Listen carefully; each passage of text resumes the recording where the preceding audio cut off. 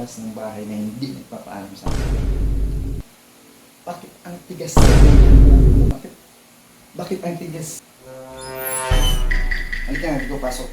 Pasok! Sira mo yung pinto. Usap nga tayo. Tigas talaga ng ulo ng bata. Diba sabi ko naman sa'yo, paulit na paulit, na huwag kang lalabas ng bahay na hindi nagpapaalam sa akin.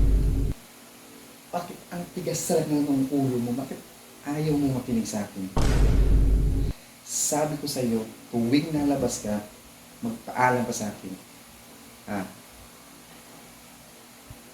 Ayaw kitang masugatan, ayaw kitang masaktan dyan sa labas, kaya ayaw kitang palabasin ng bahay. Paano kung masasagasaan ka dyan? Kaya ayaw kitang masaktan. Kaya huwag kang lalabas na hindi nagpapaalam sa akin para alam ko kung saan pupunta. A few moments later. Bakit ang tigas?